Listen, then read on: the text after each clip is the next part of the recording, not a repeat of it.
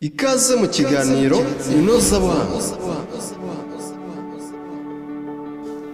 Umugore mwiza umuhabwa n'Imana. Ibi biri mu byanditswe bitagatifu.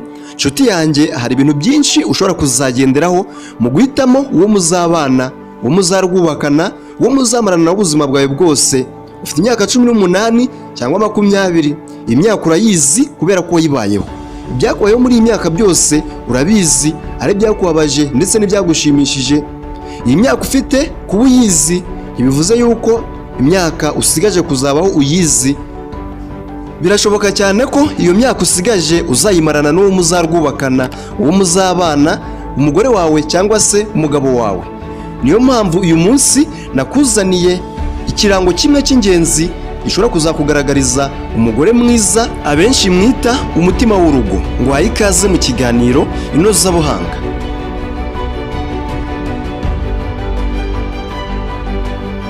Birashoboka cyane ko imyaka myinshi y'ubuzima bwacu tubaho hano ku isi tuyimarana n'abo twashakanye.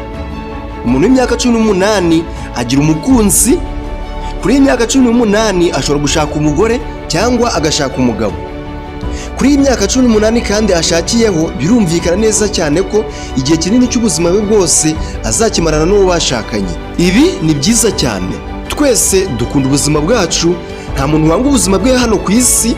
N'uwifuza aravuga ati wampa amafaranga nk'aya runaka, abandi bakajya mu rusengero bakajya gusaba ubutunzi Imana, ariko ubuzima bwe n'ubwe, nta muntu wanga ubuzima bwe. Mu gukunda ubuzima bwacu turasabwa kwitonda cyane, tugakoresha ubwenge, tugakoresha ubuhanga dufite, amasengesho dusenga, ubusesenguzi dufite mu guhitamo abo tuzamarana igihe kinini cy'ubuzima bwacu turi kumwe nabo. Ahangaha ndavuga umugore cyangwa umugabo, hato utazisanga mu makuba ugatangira kurenganya abandi. Uyu munsi naje kubwira abasore bakurikirana ikiganiro inozabuhanga, agaseke nabazaniye uyu munsi karimo ikintu kimwe gusa.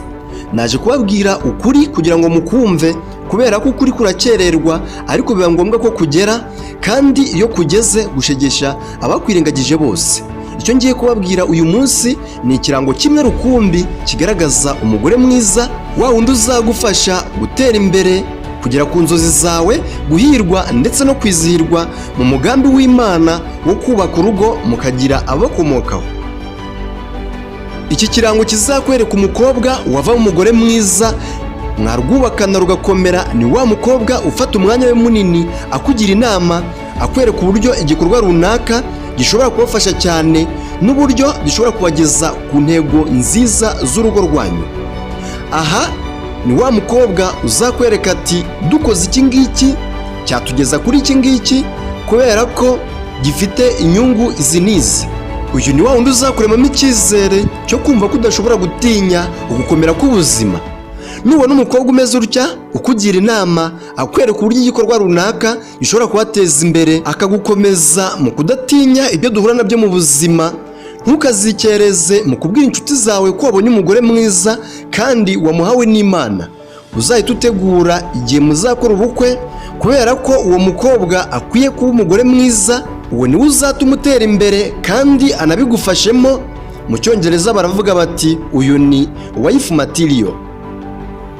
Ubuzima ni bugufi, ubemo neza mu guhitamo uwo muzabana, umugore ukurikije ikirango nakubwiye, kuko ari we ushobora kuzatuma ubara isi uko wayibonye. Uyu munsi nabwiraga abasore, inkumi namwe mwitegura gushaka abo muzabana nabo, murarikiwe gukurikirana ibiganiro byose by'inozabuhanga kuko ari mwe mutahiwe.